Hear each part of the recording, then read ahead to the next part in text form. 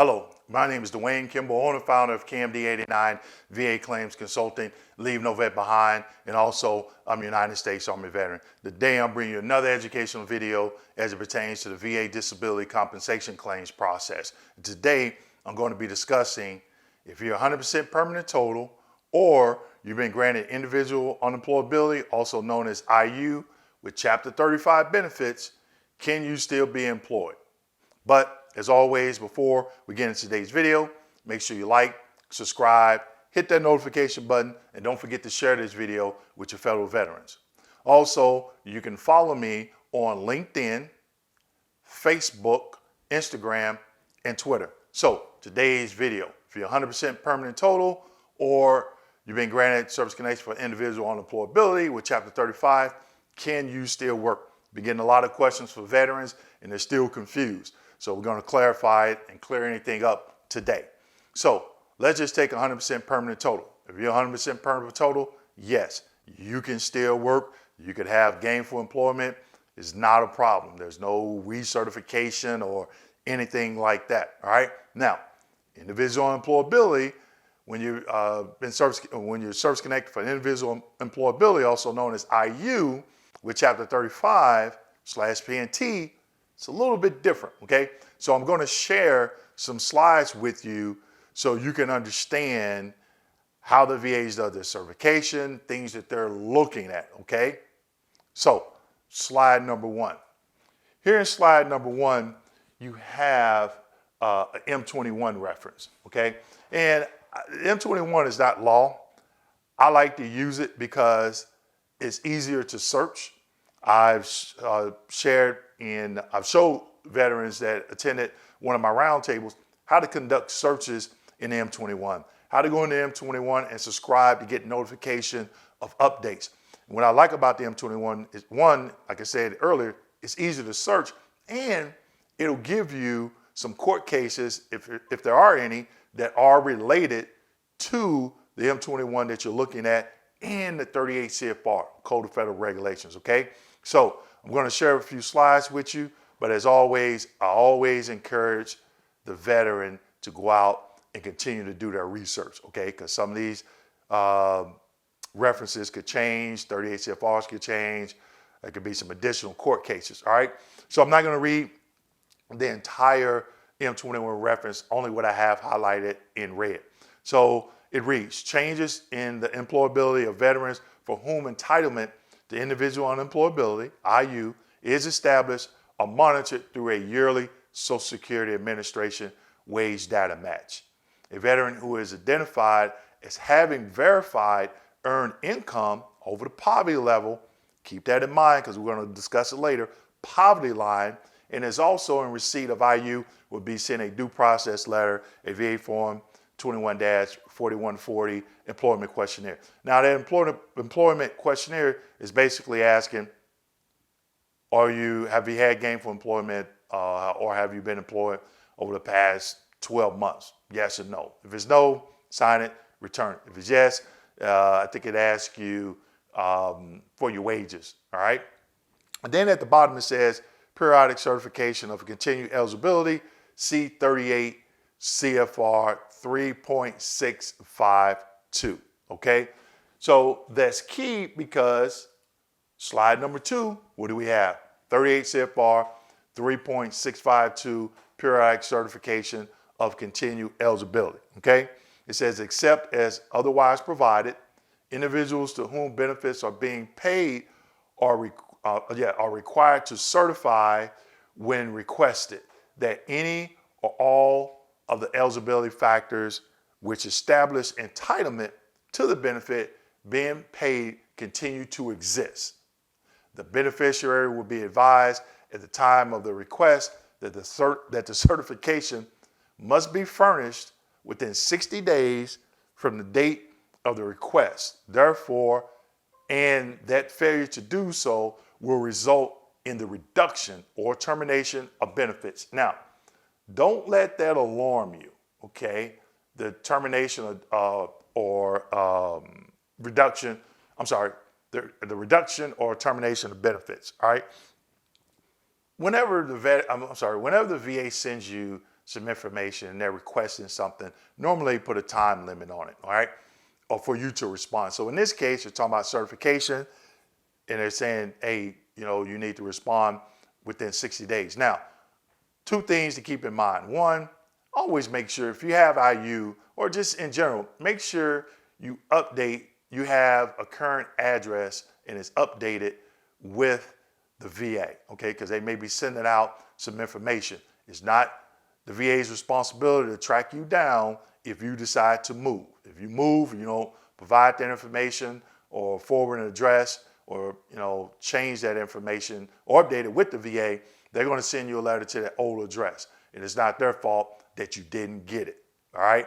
Now, if you go to the VA, a VA hospital updated, back when I worked at the VA, it may be updated at the VA hospital, but it may not be updated at the Veterans Benefits Administration, VBA. So you're going to have to do both, updated with the VHA, which is the healthcare system, and VBA, which is the benefit system, all right? Two separate entities within the VA, or two divisions, okay? So just because you updated with one doesn't mean it's going to be automatically updated with the other, all right? So you want to make sure. Now, if bypasses 60 days, they still have to give you due process. And what that means is if you don't return that form, they can say, hey, we're going to do a proposal to terminate your individual unemployability. And then there's another time limit that you have to respond. So therefore, again, there's another reason you want to make sure that you have your address updated with the VA, okay? Now, slide number 3. Here's another manual reference, discontinuance of monitoring for changes in employability status. When do they stop monitoring? Monitoring changes in employability status is not required when the veteran has not been identified in the SSA data match, which we talked about earlier, as having verified earned income above the poverty line, has an IU rating that has been in effect for 20 or more continuous years, or has had an IU rating replaced with a 100% scheduler evaluation. So let's talk about these three. Has not been identified in the SSA data match as having verified earned income above the poverty line. So what that means is when they do that match and you have income out there, for example, all right, with SSA and SSA say, yep, this veteran has income. They're going to look at it and then they're going to say, oh, well, the veteran didn't make more income above the poverty line. So there's no monitoring, all right? So more than likely, you're not going to receive that 4140 in the mail. Sometimes mistakes happen and VA employee sees, hey, the veteran has earned income. They don't check the poverty line and they send it out anyway. All right? Mistakes happen. They're human. But it's up to you, the veteran, to be educated so you'll know, hey, you all sent this letter to me in error. I'm not making above the poverty threshold, and I'm going to share those numbers with you later, all right? Bullet comment number 2, has an IU rating that has been in effect for 20 or more continuous years. I always encourage veterans, get a copy of your claims file on CD, because what's going to be in there is that rating decision code sheet, and you see it in the notes section of this particular M21 reference. And what that means is on that code sheet, you're going to have individual employees granted effective a particular date. So from that date, you count 20 years. Okay, so if you were granted IU, let's just say January 1st of 2000, okay, it's already been over 20 years, all right?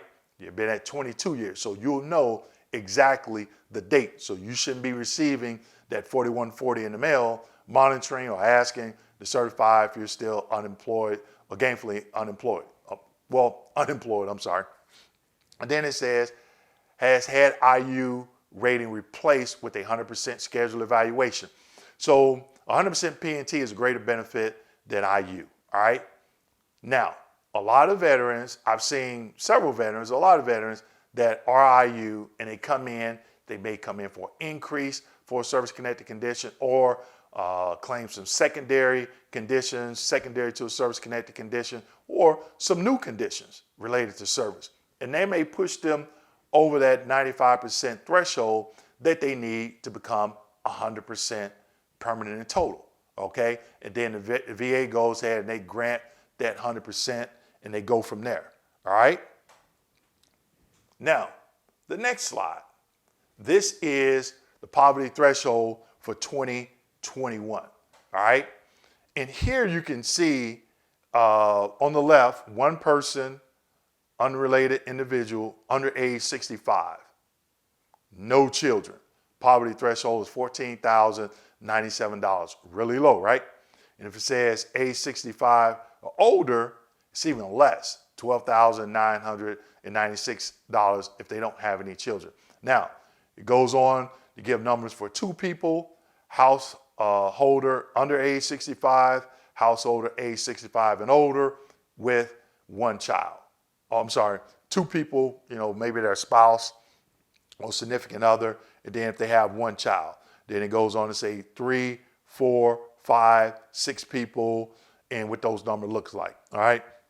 That's from the U.S. Census Bureau, okay? Now, here in the next slide, I found this online because the Census Bureau did not have 2022 numbers on the website, which is, I didn't really understand why. But here you can see the family size on the left, and it says the first one for individuals in 2021 and 2022, and you can see the income difference. And then it says for a family of 2, family of 3, 4, 5, 6, so on, so on, so on.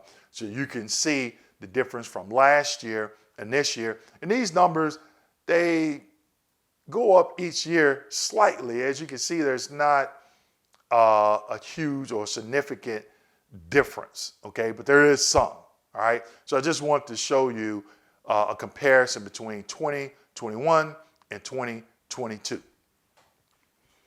All right. Hope I didn't scare any individuals out there with individual unemployability. Now, I'm not going to get into the requirements of individual unemployability. I'm going to link that video that I did on the criteria that you need to meet in order to get individual unemployability at the end of this video. But I just want to share that one, if you're 100% permanent total, yes, you can still work. If you're granted IU, you can still work, but there are some restrictions as to the amount of money you can make and how they monitor that and when that monitoring cease to desist, all right? So I only showed you a few slides.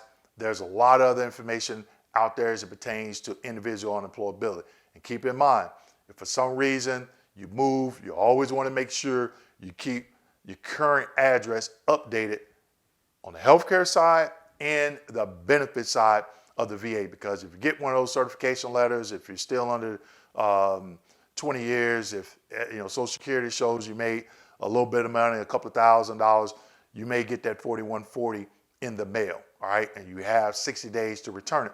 But if you don't, they're not going to snatch your benefits. They have to give you due process, which means they're going to send you a proposal to sever or reduce, all right? And if they do, you have a time period to respond, and that date, the number of days that you had to respond will be in that letter, all right? So make sure you get educated. Make sure you get a copy of your VA claims file so you know what's going on, even though you may be 100% permanent total or IU. So with that being said, make sure you like, subscribe, hit that notification button, and don't forget to share this video with your fellow veterans. Thank you.